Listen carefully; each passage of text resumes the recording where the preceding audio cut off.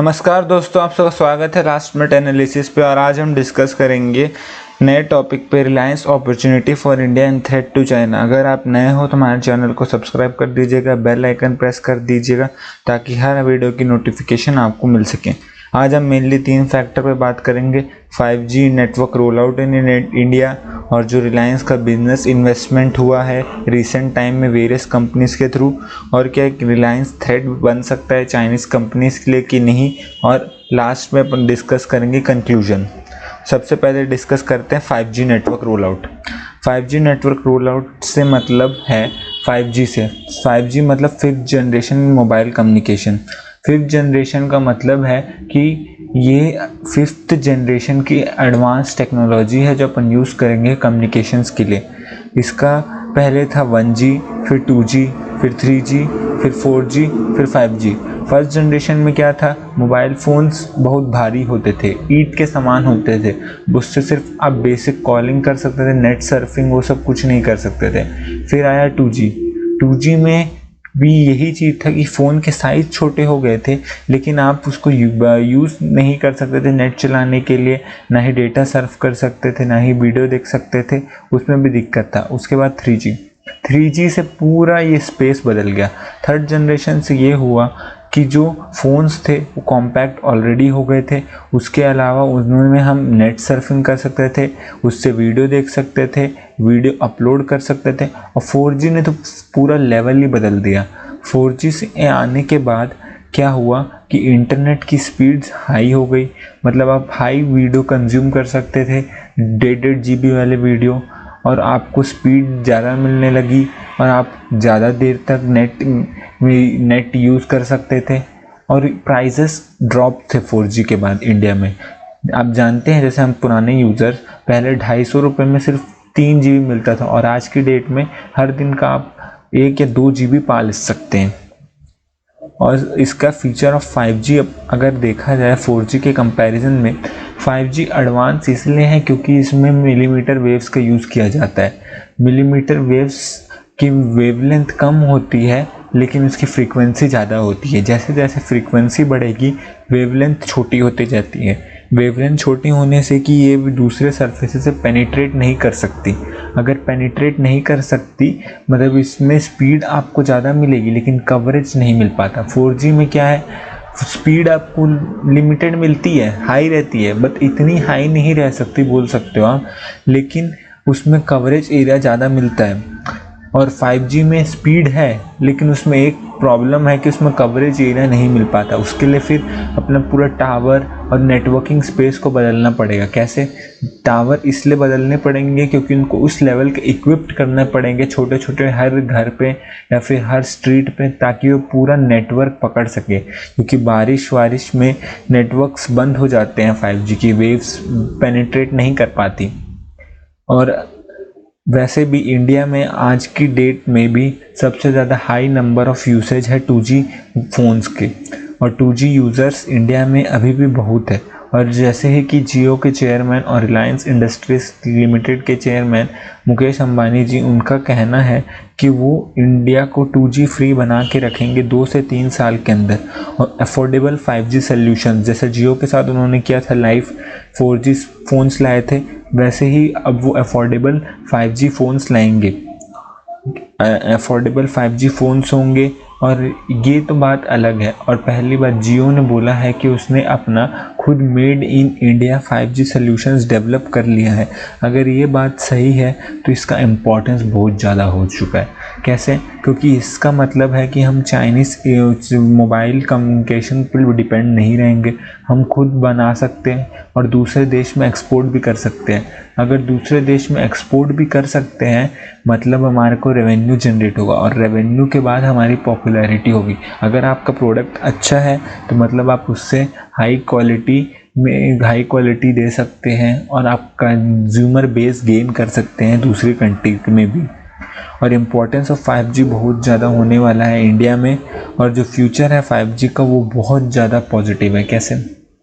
अभी ज़्यादा से ज़्यादा लोग 4G यूज़ करते हैं, कुछ लोग हैं मतलब मेजर यूज़ 2G का है। जैसे जैसे अपग्रेड उनका 2G फ्री करना है, 2G फ्री दो ही चीज़ों से पॉसिबल हो सकता है, या तो 4G फ़ोन्स लेंगे या तो 5G फ़ोन्स लेंगे। अगर 5G अफोर्डेबल रेट पे आ गया तो इसका मतलब है कि इंडिया में 5G का बेस और ज़्यादा स्ट्रॉन्ग होगा। और हमको नहीं पता कि उनकी इस बार स्ट्रैटेजी क्या है। जब वो जियो लाए थे तो उन्होंने फ्री डेटा के चक्कर में पूरा कंज्यूमर बेस गेन कर लिया था। अभी हमको उसकी स्ट्रैटेजी नहीं पता है कि क्या है। और एक बात तो सही है, अगर ये हुआ मतलब इसमें चाइनीज़ कंपनी हुआवी और ZTE का कोई रोल नहीं रहेगा इसके चाइनीज टेलीकॉम इक्विपमेंट में, अगर उन्होंने 5G सोल्यूशंस डेवलप कर लिए हैं तो। और रिलायंस जियो ऐसा कर सकता है क्योंकि रिसेंट टाइम में उसके इन्वेस्टमेंट हुए हैं टॉप टेक कंपनीज में, Intel, Qualcomm, Google, Facebook. Google और फेसबुक तो फिर स्ट्रैटेजिक पार्टनर है। अगर इंटेल और क्वालकॉम में ये बात है कि इंटेल और क्वालकॉम ये जब टेक्नोलॉजी पे काम कर रहे हैं और इसका उसको जियो को फ़ायदा भी हो सकता है, और ये सिर्फ जियो ही कर सकता है और एयरटेल और वोडाफोन आइडिया नहीं कर सकता क्योंकि उनकी कंडीशन इतनी अच्छी नहीं है। जियो की कंडीशन अच्छी इसलिए क्योंकि इसका एडजस्टेड ग्रॉस रेवेन्यू काफ़ी हद तक क्लियर्ड है, बट बाकी देखोगे आप एयरटेल और वोडाफोन आइडिया में एडजस्टेड ग्रॉस रेवेन्यू कम है, और कम है लेकिन है। जियो का adjusted gross revenue all clear है, वो एयरटेल का है around 38,000 crore rupees, Vodafone idea का है 50,000 करोड़ रुपीस, जिसमें से एयरटेल ने अराउंड क्लियर किए हैं 18,000 करोड़ रुपीस और वोडाफोन ने सिर्फ 1,000 करोड़ रुपीस ही क्लियर किए हैं। जियो में एक पॉसिबिलिटी ये है कि जियो इसमें इन्वेस्ट कर सकता है 5G में और अच्छे से इसको डेवलप कर सका, क्योंकि उसको टेंशन नहीं है कि मेरे को AGR देना है या ड्यूज़ देना है एक्सेट्रा। बाकी कंपनीज इतना नहीं कर सकती। अगर उनको 5G रोल आउट करना है या तो वो चाइनीज़ टेलीकॉम इक्विपमेंट पे बेस्ड होंगी या तो फिर उनको 5G सोल्यूशन जियो से ही खरीदनी पड़ेंगे। अगर जियो से ही खरीदनी पड़ेंगे फिर कंपनी की मतलब नहीं है, क्योंकि कंपनी को बहुत ज़्यादा लॉस होगा।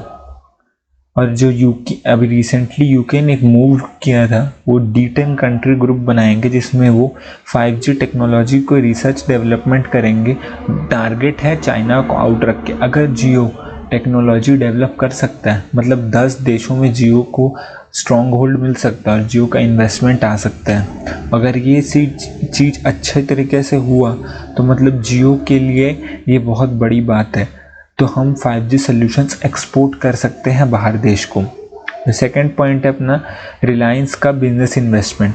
जो रिलायंस का बिजनेस इन्वेस्टमेंट है, रिसेंट टाइम में जो कोरोना वायरस है उसके कारण कंपनीज में इन्वेस्टमेंट बाहर निकल रहे हैं, लेकिन यहाँ उल्टा है, कंपनीज से इन्वेस्टमेंट आ रहे हैं, वो भी टॉप के कंपनीज से इन्वेस्टमेंट आ रहे हैं, जैसे इंटेल, क्वालकॉम, गूगल, फेसबुक और various private equity funds, sovereign bond, wealth, सब फंड से इससे इन्वेस्टमेंट आ रहे हैं। और ये बात इंडिया के लिए अच्छा है क्योंकि जितना इन्वेस्टमेंट आएगा उतना इंडिया का फॉरेन डायरेक्ट रिजर्व बढ़ेगा, और फॉरेन डायरेक्ट रिजर्व इसे बढ़ना अच्छी चीज़ है क्योंकि चाइना भी इसी चीज़ के कारण उसके पास इतना पैसा है कि वो कुछ भी कर सकता है, क्योंकि उसका foreign direct reserve 3 trillion US dollar का है और हमारा अराउंड 600 बिलियन US डॉलर है अपना फॉरेन डायरेक्ट रिजर्व। और इसमें गूगल और फेसबुक जो है वो इसके स्ट्रैटेजिक की पार्टनर है। अगर दुनिया में पहली बार ऐसा है कि दोनों राइवल्स एक दूसरे की कंपनी में की पार्टनर है, वो वरना दोनों एक दूसरे के जहाँ इन्वेस्टमेंट है वहाँ कभी इन्वेस्ट नहीं करते। और रिसेंटली जियो और गूगल बोला है कि वो डेवलप करेंगे 5G smartphone made in India.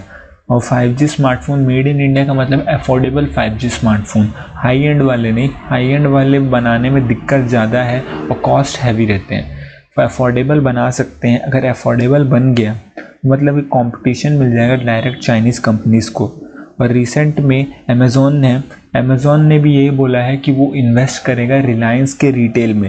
Reliance का रिटेल ब्रांच भी है जिसमें वो इन्वेस्ट करेगा ताकि जो रिलायंस धीरे आने वाले टाइम में सबसे बड़ा रिटेल मार्केट शेयर होल्ड करेगा इंडिया में। कैसे?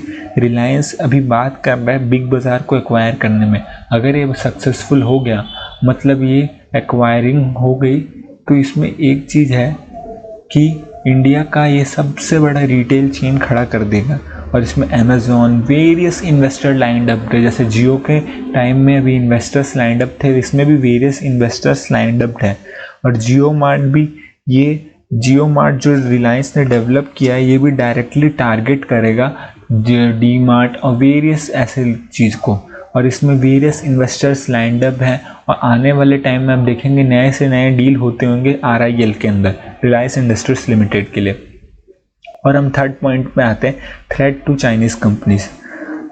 जैसे कि मैंने बताया, अगर जियो सक्सीड हो जाता है कि डेवलप करने में 5G solutions made in India, तब इसमें एक चीज़ है कि हमको डिपेंड नहीं होना पड़ेगा चाइनीज़ कंपनीज़ के लिए।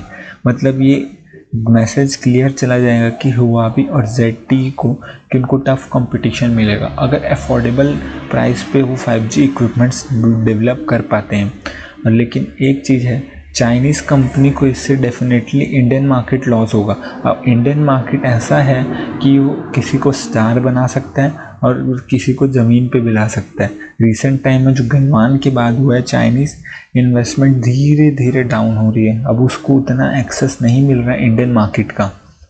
और इसको अपन और भी कर सकते हैं, अपन एक्सपोर्ट कर सकते हैं 5G सोल्यूशन। अगर ये 5G सोल्यूशंस एक्सपोर्ट होते हैं तो मतलब उसकी ग्लोबल डोमिनेंस भी किल हो सकती है और हम इसका और एक तरीके से रिलायंस थ्रेट बन सकता है। रिसेंट में जो रिलायंस ने अपना इकोसिस्टम क्रिएट किया है वो टारगेटेड है चाइना जो इकोसिस्टम क्रिएट करना चाहता था इंडिया में।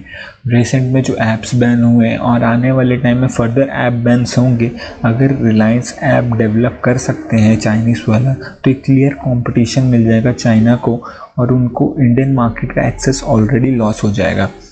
और हम लोग डेवलप कर सकते हैं सोलर मैन्युफैक्चरिंग में। सोलर मैन्युफैक्चरिंग में पूरा डोमिनेंस है चाइना का और हम ट्राई कर सकते हैं डोमिनेंस को कैंसिल करने के लिए।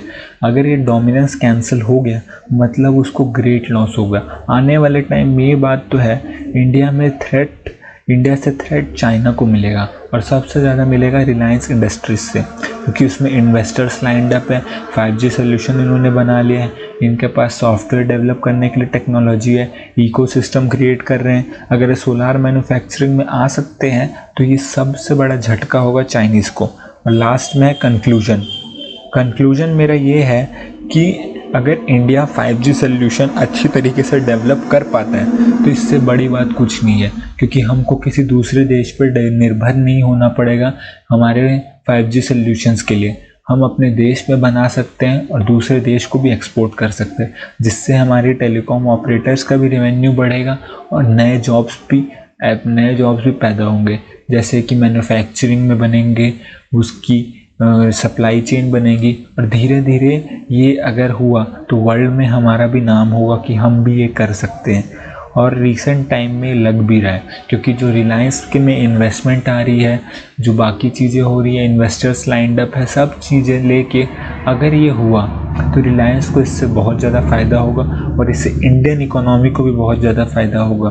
क्योंकि अगर हम बाहर मतलब अपने को FDI खर्चा करने की ज़रूरत नहीं है, पैसा जो FDI में पड़ा है वो खर्चा करने की ज़रूरत नहीं है, मतलब हम अपने देश में ही बना सकते हैं। ऐसे से गिने चुने ही कुछ कंपनीज है जो डेवलप कर सकते हैं 5G सोल्यूशन, जैसे सोनी, इरिक्सन, नोकिया और हुआवी, ZTE एक्सेट्रा।